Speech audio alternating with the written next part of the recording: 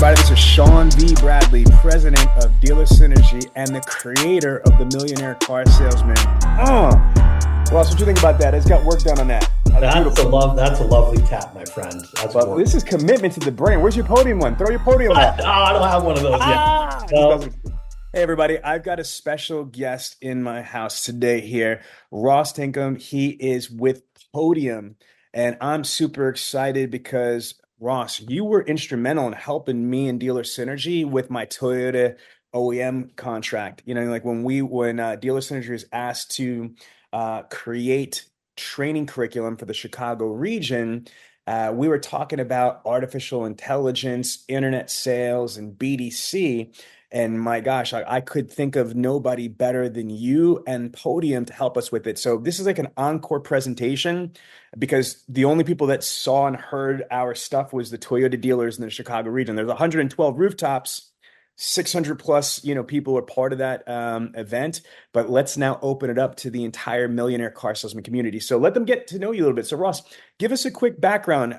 How long have you been in the automotive industry? What has your journey been like? Do you have frontline experience? Or are you just on the corporate side? Tell us who you are. Yeah, so coming up on about a decade of having the opportunity to serve automotive.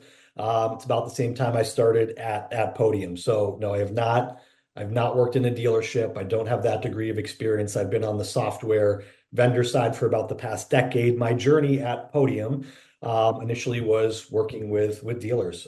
So came to Podium, dove into the industry, started supporting dealers, eventually began working with our larger strategic dealer group partners, continued along that journey, did a lot of work with the OEMs, other partners in automotive today, and then fast forward to 2023, I'm leading our automotive vertical here at Podium. So I've learned a ton, still have a lot more to learn, but it's been a fun journey, and I absolutely love this industry.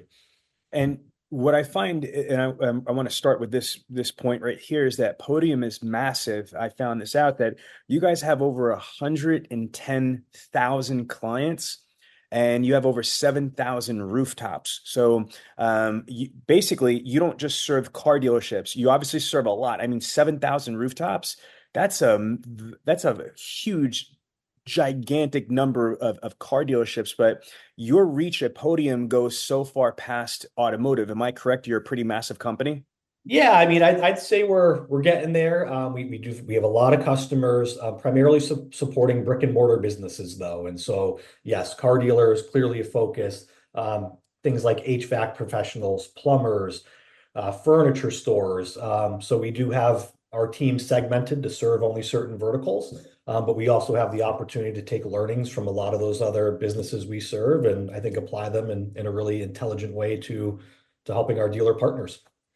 Well, here's the thing that I want to get into right into this is the whole artificial intelligence, man. Like you can't get away from it. Everywhere I turn, there's AI, AI, AI, AI, AI, and as you know, at the IS20G conference we had, one of our hottest sections was when we did the panel on AI, and it was so good because, we obviously got the subject matter expertise and the information, but we also got to hear some dealers' fears and concerns, and at the end of it, it seems like everybody is pretty much for it. So, can you explain to us, what is conversational AI? Let's start there, and then how does it relate to BDC, and how can we leverage it in internet or BDC departments? Yeah, absolutely. So yeah, for sure, varying degrees of opinions. Everyone's got to take on AI, but the technology itself, so conversational I think the way I think about it in layman's terms is here's what it is not. It is not bot technology from 5 years ago, which essentially is if a customer asks this, take them through this tree or if then type of logic. What conversational AI is or is attempting to be is built on newer technology pioneered by companies like OpenAI, ChatGPT-4 that allows AI to engage with a human, right? And take that conversation down any path the customer chooses to essentially the same quality or close to of what a human would say back to you if you ask that type of question. So it's very much open-ended, and it also learns over time. And so I think what is different about AI is it can learn, right? As it absorbs more information, as it talks to more people, it draws greater context into that model and essentially continues to get better as time moves forward. But to me, it's really about how it can actually engage and have a conversation with a customer as opposed to just answering if then type of questions. No, strong. And I think that one of the big there's so many challenges in business, there's so many challenges in automotive dealerships, but one that's very, very real for almost 30 years of my career. I've been doing this for 26 plus years now in the internet and BDC. And I say this to whether I'm speaking at a conference, I'm speaking at a 20 group, or I'm speaking at a dealership client. I say, folks, listen, let me just give you the reality. 26 plus years experience. Here is the single biggest problem with internet BDC: engagement. It takes such a vast amount of effort to be able just to get somebody to answer the phone or call you back or email you back or text you back. To be specific, the data that I have is close to yours at Podium, but it's close enough that, it's just a different iteration, is I'm showing that there's roughly about a 2 to 4% read open rate on emails. So the average dealership, if they send out 100 emails, they're lucky if 2 to 4 people actually open it. On the phone call basis, we are tracking tens, plural, tens of millions of outbound phone calls. And without a predictive dialer, meaning without any type of software or tool, you're on average looking at maybe a 7 to 9% connection ratio. So if I make 100 outbound calls, I'm lucky if 7 to 9 people answer the phone. I'm not including callbacks. I'm talking about answers. So again, try to imagine if you've got one person, 3 people, 5 people, 10 people, 15 people, 30 people, whatever amount of people in your internet initiative or your BDC or your call center. The reality is that the majority of their efforts, phone calls, emails, text messages, video emails, video text messages, social media DMs, any type of outbound inertia or activities, there's such a small amount of engagement or connections. Do you agree with that statement? And if so, elaborate, or if you disagree, elaborate. But let's start there. Do you agree or disagree with what I just said? No, I wholly agree. I wholly agree with that 100%, right? Like getting that initial touch point, cutting through the noise of someone's day that you're trying to reach, no matter what the communication channel is hard, right? We've got a lot coming at us as people, as consumers. And so it's certainly hard to cut through the noise. And I think, maybe to take that question a little bit of a step further, that's where I do think with the current state of technology, AI can really help, because what if you could use AI to help get that initial touch point? What if you could help cut through that noise with AI and then lay up your people to then take that conversation and run with it? And I think as we partnered with dealers, at least initially, that's where we're seeing a lot of value added, right? Like help with the outbound, ensure you're engaging with a lead as it rolls in, get engagement, get a conversation going, and package up the context of what's happened so far and tee that off for a human to run with. So a lot of it's just how do we help people operate more efficiently and cut through the noise. Okay, and so is this what the AI BDC services or product is? Can you explain what that is? Yeah, so let me explain it. I want to back up just a little bit. So for folks that aren't familiar with Podium, been around for a long time, and essentially the way I think of us is a communication platform uh, built for brick and mortar businesses. We're talking about dealerships here, and so a lot of the way, like our journey has been build the infrastructure, primarily built on texting or messaging. Email's now part of that equation. We have a phones product that's been a part of that equation, but it's all been staffed by humans in the dealership, right? And so that's how we have approached bringing our product to market. So the piece that we have been missing along that way is how do we help dealers engage via technology?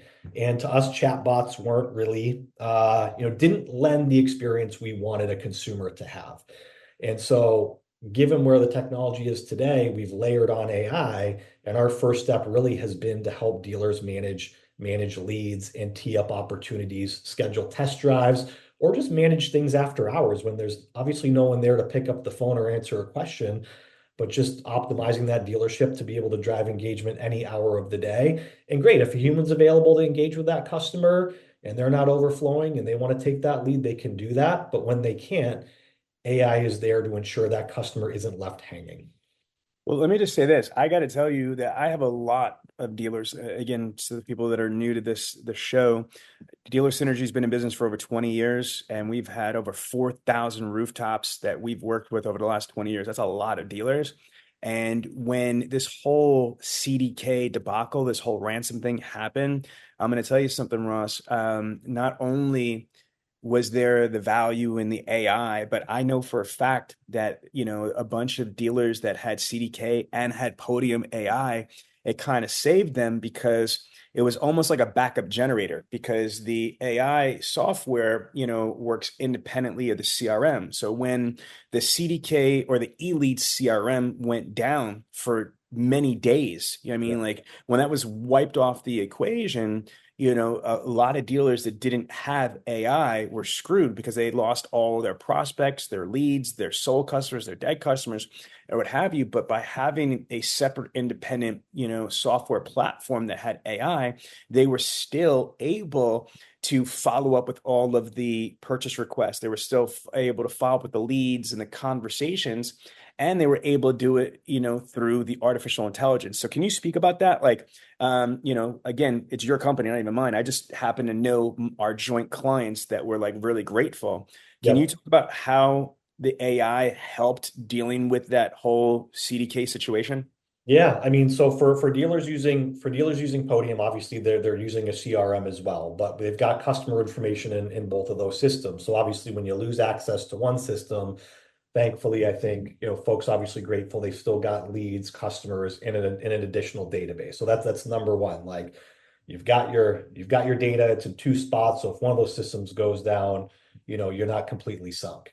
Um, the other piece of it was like, how do you take leads that are continuing to, people are still looking to transact, right? People are Mhm. still in the market looking to buy cars. And so as those leads flow in, the only place they can enter is your CRM. Like, what do you do with those leads? And so we had a lot of our partners that we sent out a lot of messaging. Here's where we think we can help. Take your lead sources from third parties, from the OEM, from your website, plug them into Podium, and our AI can operate and engage out of that. You can see the conversations happening. You can communicate via our platform. So yeah, I think we acted as a backup generator, an additional database, and hopefully we're able to help some dealers manage through, the couple of weeks of that outage there. So No, for sure.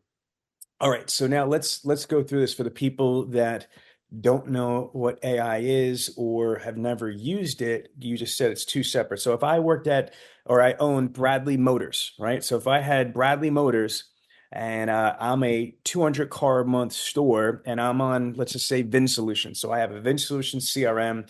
How do I get AI for BDC? Like, how does this work? So it would be another software application. Like, talk us through this.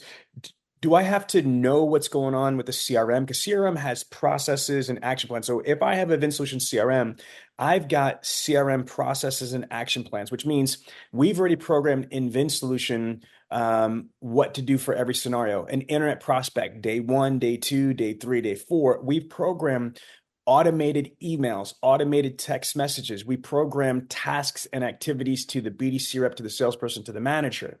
So we map those CRM processes for all the categories for internet sales, for phone sales, for inbound phone ups, for showroom sales, for B-backs, for service conversions, for referrals, for sold customers, for dead customers. Okay, so let's say I have all that set up.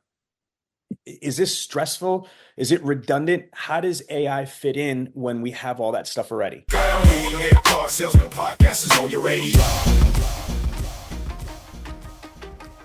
This has been the most in-depth training I've had in my lot of years in the car business. We went from 60 cars to 156 cars a month in 3 months. NAMAD, the entire Toyota Chicago region, as well as the top automotive groups like Coons, Lithia, and Norm Reeves have all used Bradley On Demand to train their team. They're the most comprehensive training company I've seen, and they by far have the best support system. doing 50 cars a month, topped out at 80. I can tell you that the Bradley on-demand training will get you to the next level. And guess what? The world's #1 car salesman, Cody Carter, shares his exclusive strategies right here. You want his secrets? You gotta have Bradley On Demand. What I learned from Bradley On Demand is you can teach an old dog new tricks. I thought I knew it all. I thought it was just going to be the same old stuff. It's all new. It's all fresh. It's genuine material. Bradley On Demand is just an incredible power tool. Every dealer should take advantage of that. Our clients love Bradley On Demand. We've generated over $12 billion of additional revenue for our clients. Went from selling 75 internet leads to we've hit almost 250 the last couple months. I doubled my income. I sold 21 cars for 4 months straight. If you're still not enrolled in Bradley On Demand, you're missing out on the best virtual automotive training in the world. Enroll now or contact us for a free test drive of the platform today.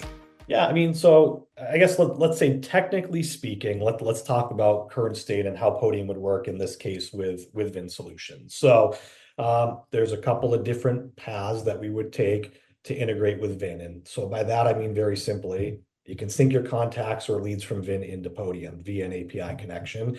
AI can then work those leads. You can dictate which lead sources you'd like it to work. You can adjust the timing at which you'd want AI to engage.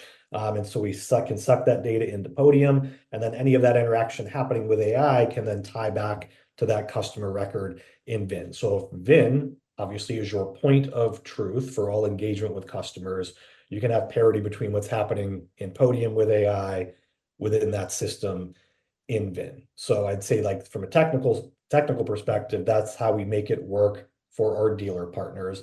Now, I think bigger picture, your question is, after all these sequences have been built, I think what you need to be thoughtful about is, where do you want AI engaged in your current process?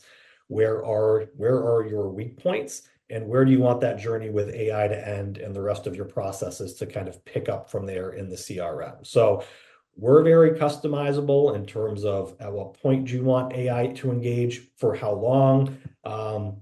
Let's just say the first 30 days, like, what does the sequence need to look like? When do you want AI to engage? But for most of the dealers we work with, AI is there as sort of first line to connect with the customer. And then once there's activity or action, they pull it out, turn the AI off, and either they're reaching out themselves or plugging it into some sort of other longer term follow-up process that obviously has been built into the CRM. So I don't know if that exactly answers your question. Let me know what I'm going to elaborate on that. So to go through this, and this is so good because I listen to a bunch of podcasts and I don't really hear this broken down granular like this. And if I'm a manager or owner of a dealership, I would want to understand this before I felt comfortable just signing up with another technology tool that I'm probably not going to maximize at the store. But here's some scenarios. So one, right off the bat, if you've got a small dealership, I just spoke to a major NADA 20 group. And in that 20 group, and I told you this, Ross, there's a bunch of stores that are smaller. I mean, they only have 3 or 4 sales reps, and there's no BDC reps. So at these stores, they're doing anywhere from 30 to 60 units a month, which is not bad, for a small store. But if they only have 3 to 4 sales reps and no BDC reps, that means 3 or 4 salespeople are trying to take fresh ups, B-backs, internet ups, phone ups, prior customers, orphan owners, service conversions, referrals, and also auto prospecting. They're hitting a point of diminishing return. So it might not be fiscally responsible or operationally realistic to hire 2 or 3 BDC reps. Maybe not. But what they might be able to do is implement AI to be able to help be able to make the attempts and the engagements, etc. So I would say that you could use this. You could use AI if HR is an issue, if you don't have enough people or you don't have the right amount of people. And so this could be your primary lead response, is using AI technology. I'm not saying that you have to, but I know some stores that have fully AI responses and only let humans, get in the mix once there's some type of connection, response, or engagement. 2 would be strategically. What I mean by that is you could have, for example, a lot of stores, as you know, Ross, down south, they leave at 5 or 6 or 7 o'clock. And this is a problem that I tell people, because prime time to connect on the phone is between 6 and 8 p.m. So if you are leaving at 5 o'clock or 6 o'clock, you're leaving before prime time to connect and the phones even happens. And even if you shut down at 7 o'clock, that's at halftime. That's like getting to the Super Bowl and saying, "Hey, thank you, everybody. Well, we appreciate being at the Super Bowl. It's halftime. We'll see you next year." Like, what the heck are you talking about? Yep. So I think that, if your hours of operation are an issue, you have the ability to put AI in strategically, to that way you don't have to upset the apple cart, you don't have to upset the culture, or you don't have to open up the doors if you're not there. So you could use AI to work shifts that are earlier or later than what you'd normally do. I'll give you an example. Here's something that, in North Carolina, you've got Fort Bragg. It's the home of the 82nd Airborne Division, in North Carolina. There's a lot of dealers that are in that Charlotte or North Carolina area that miss opportunities because they don't have a third shift. If they have soldiers that are deployed, they might be stationed at Fort Bragg, or they might live in Charlotte, North Carolina, surrounding areas, but they are somewhere else in the world deployed. So again, not having a third shift employee might compromise them from engagements, conversation, and opportunities. So you could use AI for third shift, which is obviously, after 11 p.m. or 12 midnight, etc. So I think strategically placing people with their schedules, that's another thing. And here's what you could do: tandem. You might even decide to have AI running in tandem with your staff. So let's just say that Ross submits an internet purchase request on a 2025 Toyota Camry. Okay, we might have a tandem process where AI is working like side by side the human resources. We might have AI activities that might be text messaging, email, or whatever, that are just done through the AI, which will free your human resources, which are high level, for tier 2 activities that the AI can't do. Yep. So if the AI doesn't create video emails or video text messages, the AI doesn't do social media DMs, if the AI doesn't do e-cards and things like that. So I think that what you could do is you could diversify and amplify the types of communication by having a tandem protocol. Or here's another one. What you might do is you might strategically place the AI first. So maybe for the first 2 weeks or the first 30 days, AI is involved, and then the human resources are after AI is taken a shot, or reverse it. Maybe the humans at the dealership are working for the first 2 or 4 weeks, and then for the intermediate to long-term follow-up, it gets switched to the AI. Or let's get strategic. Or you might use AI for all the dead leads. Or you might use AI for all the sold leads. Or you might use AI for all the data mining, equity mining. So as you see, to me, AI is like a Lego set. I mean, if you're a Lego master, you could create a masterpiece with Lego blocks. They're just blocks of bricks, right? So you might be able to create a building. You might be able to create a car. You might be able to create the Star Wars Death Star. You know what I mean? Like, you might be able to create like a transformer, all with Legos. My point being is that there is no limitation. You're only limited by your limited perception of what's possible. The more creative you are, the more that you can maximize AI. Am I speaking facts? Yeah, you're speaking facts. That's well said. I mean, there's I think a lot of great ideas there. I think at the end of the day, like, don't view AI as a threat to anybody's job necessarily, right? Like, I don't think that's the point of this whole thing. But how do you assemble the right type of process where you've got humans carrying the bag on the right activities, AI assisting in carrying the bag on the right type of activities? And at the end of the day, right, if you can merge those two worlds together, that's where you really start to win. The other thing just to consider is, how long does it take you to engage with a lead that rolls in, right? Like, what is your average lead response time? I do think that's where a lot of dealers struggle. If you can ensure you're getting to that lead within the first 2 minutes or 5 minutes, as opposed to 2 hours later, at least by all the data we look at across not just dealerships, but all the businesses we support, that's where that conversion rate goes up. So I do have a couple stats here. Oh, 40, right. So 44% improved conversion rate from lead to set if you're engaging within 5 minutes as opposed to 2 hours. So, like, time matters, speed to lead matters. Everybody I talk to says lead volume by and large is down or it's lower. We know people are shopping maybe less dealerships today than they were a few years ago during COVID when you were trying to, kind of find that piece of inventory that you wanted that was really hard to get your hands on. So it's just a different game today. It's a competitive game. And so to me, AI is your ability to level up and do better than your peers. So You said something very strategic. It pencils out with NADA. NADA says that there's a direct correlation from response time to closing ratio. So the faster that you respond to your prospects, the higher probability of engagement and conversion. Now, I'm going to source to you another piece of stat that you could quote me on. It's from AutoWeb. I work with AutoWeb very tightly. Now, I source AutoWeb is because they're formerly known as AutoBytel. They're the ones that are credited officially with inventing automotive internet sales in 1995. Facts. So it's been almost 30 years that AutoBytel invented the internet sales. And Ross, I don't know if you know, but AutoWeb, and which is again formerly AutoBytel, there have been over 110 million cars purchased through that website. 110 million cars in our country have been purchased from AutoWeb and AutoBytel. So if you think about that, these people have credibility. You know what they say? They say that 50% of their dealers, and they've got thousands and thousands of rooftops. I don't know if they have as many as you, but it's damn close, if not the same. So they've got thousands and thousands of stores. You ready for this? 48% of their dealers do not even respond. Actually, it's 50% of their dealers. My bad. 50% of their dealers do not respond within the first 2 days. Wow. That blew me away. That's wild. How can you have, we're talking about at least 3,000, maybe even 4,000 rooftops, right? Out there. There's 3,000, 4,000 car dealerships out there that are subscribing to third-party providers, specifically like AutoWeb. And, half of their clients do not respond to their prospects within 48 hours.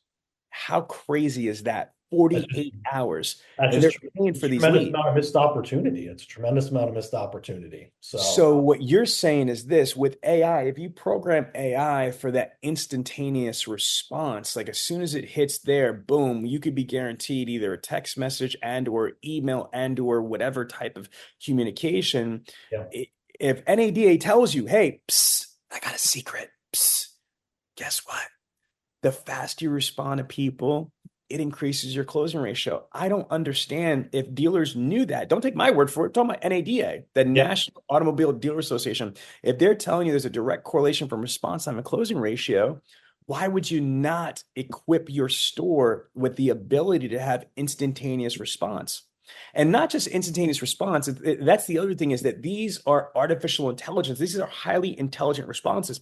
I remember when we worked together to put this Toyota presentation together, one of the questions were, I think that you put on the PowerPoint, tell me about the F-150 Lariat or whatever it was. And then the response, it's not just fast, because quick could mean McDonald's. No, it was efficient.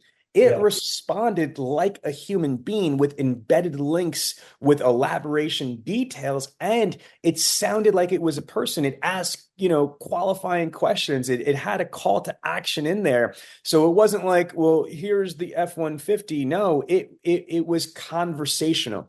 Can you stress how important that is? Because again, it's not like C spot jump or C spot run. It's not one of those AI bots. It's literally like you're talking to a human being, and you'd have to be, I don't know, a forensic analysis to be able to tell the difference. Am I right or wrong? No, you're right. So let's have some real talk for a second. So we've been talking a lot about speed. Certainly, you don't want speed while sacrificing quality, or like, what is the point, right? So let's kind of level set there. But if you've shopped a dealer's website 5 years ago and you went to their chat page, hey, I'm here online, happy to help you. Hi, I am looking for this specific piece of inventory, or maybe a more nuanced question. Most often the response you would receive was, I believe we have that in stock. Can I get your name and your email address so I can have the right person follow up with you today or tomorrow, right? And so number one, I'm on your website.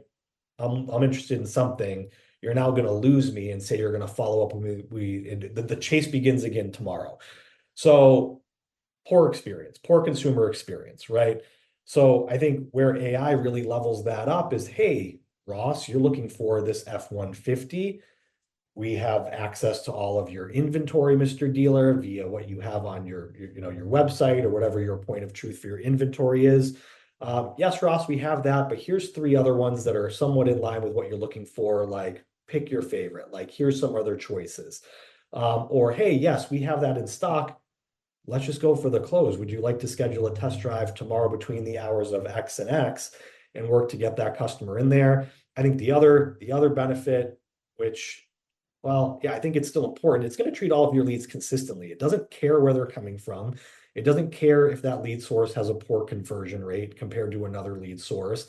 So you get consistency in engagement, and there's no bias necessarily. Now, with that said, I also want to be clear with 2 other points. Like, AI is going to make mistakes. It's not going to be perfect. Man, neither are your people, right? And so I think that is where people get hung up a little bit with AI today, is like, it's not perfect. It's going to make mistakes. It's going to, potentially not answer the question the way you'd want it answered. The great part about it is, if you're engaged with a partner who's supplying AI, you should be working with someone who can give you the opportunity to continue to train up and customize that AI over a long period of time. So it's operating the way you'd want it to. But also, let's just recognize people make mistakes and trip up too. And so, like, don't expect perfection. But again, you can get consistency and sort of continually train that AI model to be everything that you want it to be. It does take some time and a little bit more of a long-term investment too, though. So. No, this is so fascinating. Okay, so I want to pick your brain if you can. You guys at Podium have been doing this for a long time now. Like AI is new, but like as far as vendors working in AI, you've been doing this a lot longer than most, and you have way more credibility because of how massive your company is. Can you just give us some ideas, just to put this in perspective for our audience? It's a podcast, so they're listening to this. Yep. The most successful dealers that you have, you don't have to, compromise privacy and things like that, but just tell us, how are they leveraging it? So I'm not looking for your suggestion just randomly. I'm a car guy. I'm a 26-year plus veteran. I want to know. I'm going to ask you a direct question, Ross. I don't give a shit about like your ideas or what you think. I want you to pull Podium's power with all the 7,000 rooftops, however many people you have on AI. Who is murdering this? I don't need their name, but how do they set it up? How are they using AI, and how are they getting incredible value? The Million Man Car Salesman podcast is on your radio. Unlock a wealth of wisdom at the Rich Thinking 2024 conference. Join Coach Michael Burt, Brian Gawke, Neil Bakshi, Amber Ybarra, and L.A. Williams as they share their secrets to success. Learn from the best and transform your thinking with practical strategies and powerful insights. Don't miss out. Get your tickets now for September 6th in Philadelphia, Pennsylvania. Visit richthinking.org to secure your spot and unlock the wealth of wisdom that should be yours. Be there. Yeah, that's great. There's a lot of examples I could share, but there's one that's always top of mind. They're a very close partner of ours, a 14-ish location dealer group in the Midwest who got on this early, run a centralized BDC for all of those stores, right? So sort of a larger call center type of operation that manages all inbound sales and service inquiries for all the rooftops that they support. And I think the value to those folks, there's sort of there's 2 ways I'm going to answer this question. Like, number one, they haven't let anybody go from that internet department, right? Like, that was not their point of adopting AI. What they have done is change the way in which those folks work to be much more efficient, right? So spending more of their time on phone calls, spending more of their time on like equity mining outreach to their customers. And so all that load that comes in through the websites or through third-party lead sources are funneled to AI. They let AI take every conversation. Some of those folks will watch those conversations as they go and look for the right time to take that conversation over. But to them, it's been, hey, how do we help this team operate more efficiently? But also, can't we have them doing higher value things for us as opposed to just like taking that initial lead? What if it's a tire kicker? What if they don't respond? Like, you're burning time there. So that's, I think, the way in which they've deployed it, I think, are probably our most successful dealer group, where they fully embraced it, centrally managing all leads, taking their people, their well-paid people, and deploying them on higher value activities and outcomes. But they also were measuring, like, how does this stack up against what we were seeing previously without AI? And the AI agent for them is achieving a 35% set rate from lead to test drive, let's just say on the sales side, which matched up with what their best BDC agents were doing. So they didn't lose a step in terms of managing the top of the funnel. And now they have those same people doing higher value work and letting AI assist in more of that kind of the, again, higher funnel. Is it a tire kicker? Let's tee this up and make sure there's something there. Then one of those humans takes it from there to go set the appointment for the right store or whatever the case might be. So that's why I'm saying, like, I don't think we're out to necessarily replace people here. Right. There are things like we all want to do. I think we all want to, in our work, do the work that drives like the biggest outcomes that we feel really good about. We don't necessarily want to focus on some of the more mundane things. And so it's just simply repositioning your people to drive more value for the business and hopefully enjoy what they're doing in their day-to-day a little bit more. I love it. All right, I want to talk to you about I want to pivot a little bit here. I don't know if you know this. I think you've been part of the conversations I've had with corporate, that we are in the process of finalizing our own call center for Dealer Synergy. Yes. So, which is really exciting. And let me just kind of just share with you, Ross, that for many years, many decades, I was anti-call center because they didn't work. You know, respectfully, a lot of these outsourced BDCs, they didn't work, and here's why. Because their outsourced BDC wasn't an expert in CRM. You know, they were call centers. And so it was a lot of discombobulated reality, you know, between the call center and the dealership's CRM. Because if you knew a little bit of VIN, but what happens if you're on Promax or Reynolds and Reynolds or ADP or, you know, Dealer Socket or eLead or whatever, you know, it just didn't really resonate. The other problem was that I believe at Dealer Synergy, one of our holy grails and one of our pillars is the residual flow factor. You heard me say this before. Yep. If you get 500 fresh leads a month on August 1st, which just happened, you know, a week ago, right? You didn't start with zero. You have to run a report in your CRM how many active leads are 90 days or less old on the first day of the month. That might be 700, 800, or whatever that are on day one, plus you have the 500 fresh. So a lot of times, just having an outsourced BDC, they only followed up for 3, 5, 7, or 10 or 11 outbound attempts, but they did it over a 3-day, 5-day, or 7-day period, or if you're lucky, maybe a 2-week period. But after 2 weeks of an outsourced follow-up, then they went on because they didn't have the bandwidth to really follow up. So what's different in the call center that we're building is, first of all, we have a 300 agent facility, fully staffed with 300 call center agents already operational. So what I'm going to be doing is I'm training them all on CRM, all the different CRMs, because of who I am and what we do with all these CRM companies. Yep. And we're training them with Bradley On Demand, and we're going to Belize and training all these people with our live trainers. But I got a question for you. I think where I'm going to murder this thing is I'm going to look to Podium to assist us on the AI.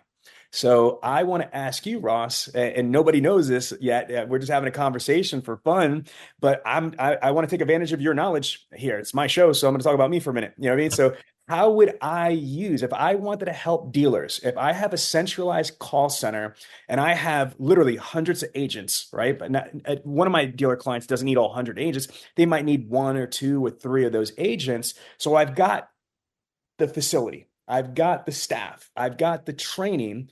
How do I leverage AI in my national call center? How would that work? How do I look into that? That's such a great question. I think let's go. Exciting opportunity. I mean, I'll give you a couple quick takes. I don't know if I'm going to necessarily nail this one on the head, but I think where you would leverage AI would be something like, listen, offshore call center in the dealership BDC. I mean, I think that they're working for the same outcomes on behalf of the dealer. So I don't know if the application for your team is going to look wildly different from how it's being used in an in dealership BDC. So I don't think there's like a big opportunity to reinvent the wheel, but let's help add efficiency to the plate for these folks. Let's ensure that we're touching every lead that's flowing in within 60 seconds and supercharge their efforts here by giving them a little bit of an assist. So that's my quick hot take on that question. Absolutely. So what I'm thinking is, let's just say I have a store, like one of these small stores. So if I have, let's just, I want to, this is what I love with having experts. Because if you're really an expert, you're really about this life, then you can just be put on a spot right there. You know what I mean? Like if you're a professional singer and you had a chance to sing, if you can't choke when you get the microphone. So let's go. So let's just say I've got a single point Chevy dealership that's in the Midwest that basically they only sell, let's say 50 to 60 cars. They only have 4 salespeople. That's it. They're hitting a point of diminishing return. What I'm thinking is, if I had 1 to 2 call center people working full time, in Belize, making those phone calls, if we put AI into that mix as well, that should be honestly way more than what that dealership needs. Because remember, to me, AI is at least 1 to 3 employees. I mean, if you think about the capabilities of what AI can do in follow up, it's about the equivalent of 1 to 3, full-time employees, depending on how well you set up the AI. So I'm thinking, is that too much for a small store like that? 2 agents and AI, or do I need just 1 agent and AI? What do you think? Well, what do you think? What does lead flow look like for that store? That's the proper question to be asking me. So they have probably about 250 leads, but that's because their marketing isn't correct. What we're going to do is we're going to get them to 500 pretty quickly.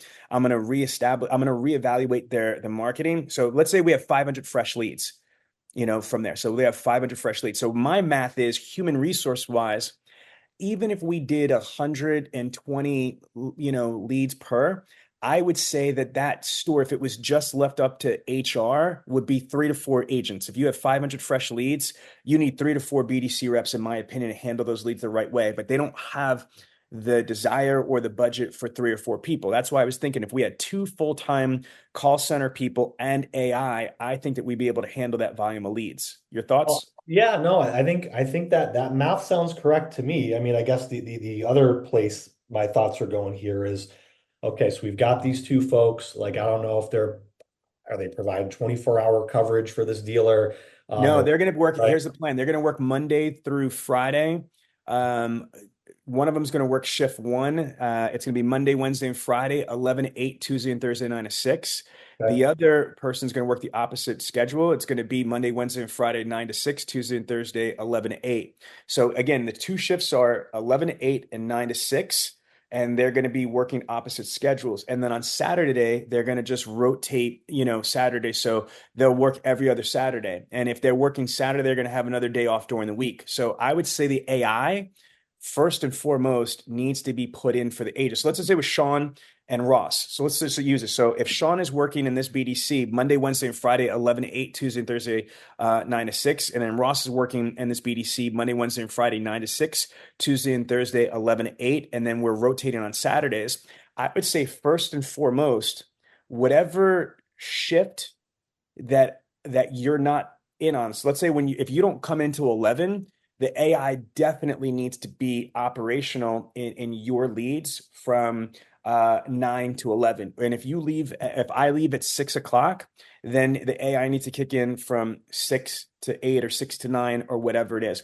I think, let's say your day off is on Wednesday, then all your leads on Wednesday need to be going through there. So I would use AI strategically for days off or shift off at the very minimal, so I have full coverage, so to speak. So I would use my AI like a substitute coordinator BDC rep.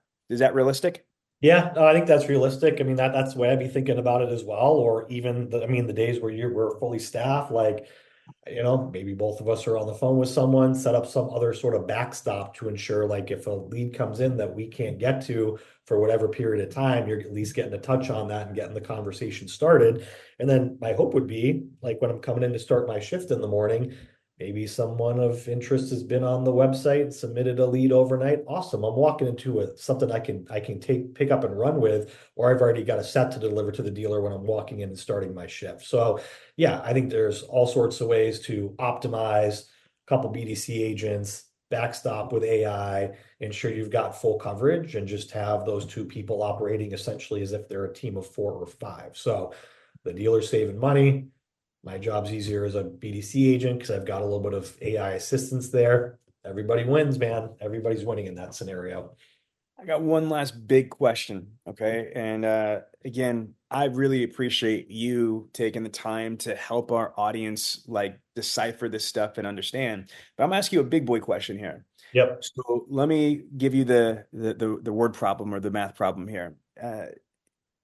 NADA has said, and JD Power and ComScore and all these people that study stuff, on average, before the pandemic, it was a 90-day buying cycle. I'm averaging up. It was about 83 to 87 days, but let's call about 90 days was the average buying cycle. Now, since the pandemic and post-pandemic reality, I believe it's way more than that. Maybe it's 120 days, but right now, we're getting closer to pre-pandemic times as far as inventory allocation, about discounting incentives and cutting each other's throats, to try to put deals together. So here's where I'm going with this. Let's just use 90 days. If the average buying cycle on a new car, I'm talking about new cars here, not special finance, not used cars, but on a new car is roughly approximately 90 days. Does that sound about realistic from the data that you get? Yeah, it does. Yeah. Okay, good. So if we're at 90 days, here's the breakdown. What JD Power said was that 46% of those people will purchase within the first 31 days or less. Okay. Now, so if you take 30, 30, 30, that's equals 90. Yeah. What is the most important, most significant 30-day segment? Is it the first 30 days, the second 30 days, or the last 30 days? Well, it's the first 30 days because it is the single largest closing percentage within a 30-day period, and which substantiates your theory or your statement that there's a correlation between response time and closing ratio. So that validates that. Now, here's the question. But what about the other 60 days? Because if I'm saying to you that 46% of people are going to purchase within the first 31 days, that also means that 54% of people are going to purchase from day 32 to day 90. Yep. So if you think about this, and most stores don't really freaking understand or comprehend or grip onto what I'm about to share and elaborate on, is that there are two very, very, very important cycles when it comes to follow-up within 90 days. The first 31 days or less, 46% of people are going to close. So that's important. It's instant gratification. I get it. But what that also tells me, though, is that more than half of those people are going to purchase in the next 60 days, 54%. 54 is more than 46. So we can't discount the next 60 days. And what happens, Ross, is you know this, that a lot of dealerships have really shitty, insufficient follow-up protocols. They're only follow-up. I know some stores have follow from 7 to 10 days or like 7 to 21 days. How do you only follow with a prospect for 3 to 4 weeks when the average buying cycle is 90 days? So here's my thing, right? Here's the question now that I put that data out there. What do you think about if we're saying the first 31 days are super important? We're not saying that the next 60 days aren't important, but within 31 days, the biggest segment is the first 31. So is there an argument or is there a strategy to put all hands on deck for human resources for the first 31 days? Because it's the biggest 31-day segment is the first 31 days, and then use AI for the next two months. Now, let me explain to you before you answer that question. At Dealer Synergy, here's how we have it set up. I have what's called a zombie protocol. For the first 31 days, it's every single day I'm going to follow up with somebody. And some of my clients think that's too much, but they're wrong. I have 30 plus covers of every major magazine, including this month. The cover of Dealer Magazine for July, August is yet again another Dealer Synergy client, Withers Automotive from Lawrenceburg, Kentucky. And again, this is real here. For the first 31 days, we're emailing, phone calling, text messaging, social media DMs, sending e-cards, sending animated GIFs. We're doing a diversified multiple attempts to follow up somebody. Yep. And then what happens is what I say to my clients and to myself in the strategy and the CRM protocol that we write is that, okay, look, if we followed up with the prospect for 31 straight days with doing one or more of these activities every day, and they completely ghosted us, they have not responded to us, they have not engaged us, they haven't done any of this stuff, we don't throw it away. We're going to still follow up for the next 60 days, but it's much more relaxed. It is absolutely not every day. Once you hit day 32 to day 90, for those next 60 days, it's every 2 to 3 days that we're going to do one type of follow-up. So you see what I'm saying? So what we're doing is we do have a 90-day follow-up, but the first 31 days are more blitzkrieg and more intensive, and they're more aggressive because of the response correlation like we talked about. Yep. But if I'm going to only follow up every 2 to 3 days, for day 32, there is the juice worth the squeeze? That's what my clients sometimes ask. That's what sometimes I ask myself.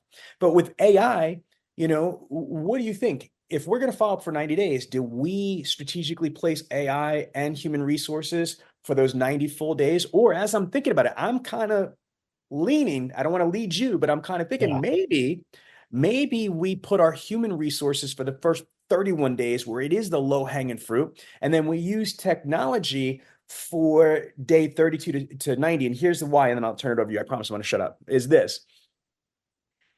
Remember, we're doing 31 straight days, and if they did not respond, then and only then does it go into the day 32 to day 90 follow-up. Does that make sense? So it's not like we're giving up too early. The only time it goes into that post follow-up, is if we've followed up with 31 straight days. So now that's a big question of a lot of information. Tackle it, break it down. Talk to me. Yeah. So okay. So let's just start with this. Let's figure out a path to optimize the first 90 days. Okay, right? Like, it would be silly to say, let's put all of our focus in the first 30 days, because then we're leaving half of the plate of food on the table, which doesn't really make a whole lot of sense.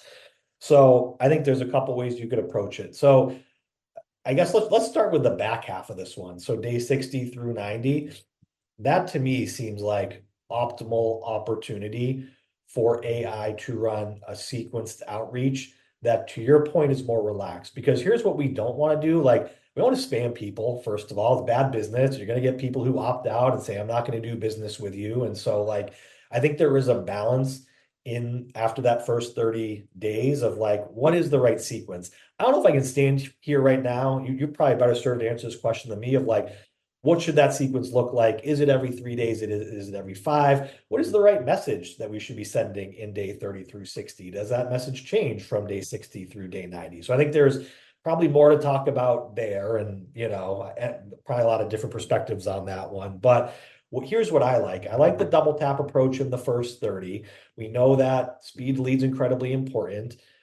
Most dealers, at least that I've talked to, probably not working with you and your team, Sean, but they aren't achieving a 2-minute lead response rate. So there's for sure opportunity there to make sure you're working to engage every lead. But yeah, from I think a human capital efficiency standpoint, your people are going to want to work a lead that's within the first 30 days. So let's get them working that lead. Let's, figure out where we're going to kind of divide and conquer and who's tackling what.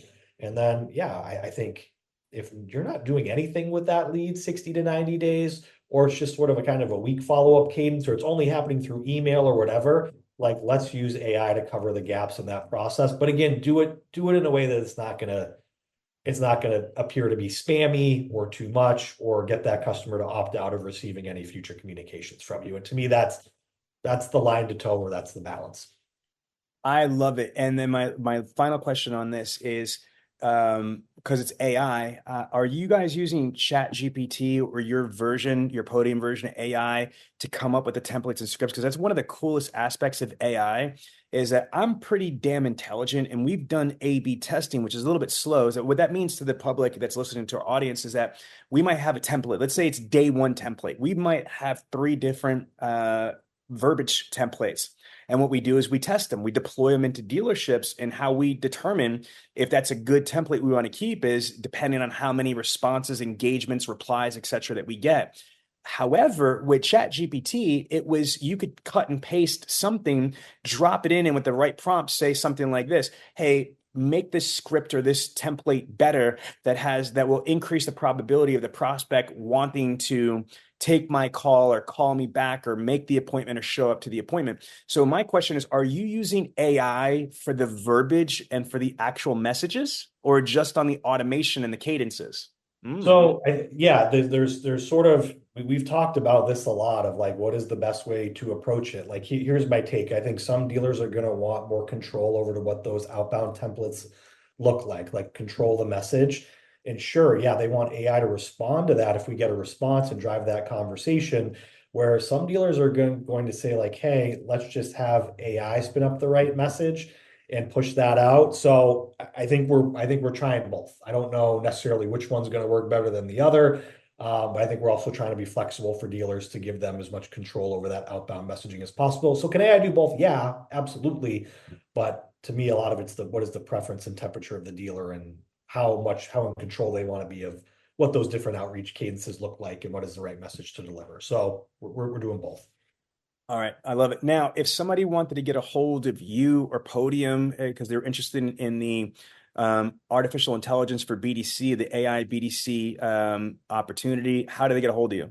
Yeah, I mean, easy. Just go to podium.com/automotive or just go to podium.com. It's very easy to find our automotive section of our website. We've got a lot of content there, case studies, ways to request a demo. But if anybody would like to contact me directly, it's pretty easy. It's just ross@podium.com. So it's a benefit when you've worked somewhere for a decade, you get just the first name, alias email address. So ross@podium.com, and our team will be happy to connect. So appreciate the time today.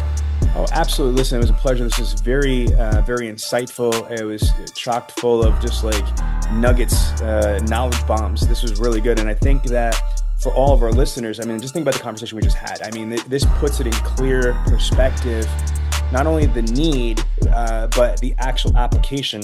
How do we implement this? How do we utilize this? This was very helpful. So thank you so much, and Podium, for helping us with this information, because, man, I get a lot of DMs. I get a lot of people talking about, hey, can you do another podcast on AI and explain? I keep hearing artificial intelligence, AI, and it's just so confusing. So this definitely cleared a lot of stuff up. So thank you, my friend. Well, good. I hope so. I know this is new territory for everybody, but guys, this is where everything is going. And so my advice would be to get on board to a degree you're comfortable and start to try to figure out what works for you, just like everything else. So absolutely. Synergy Records.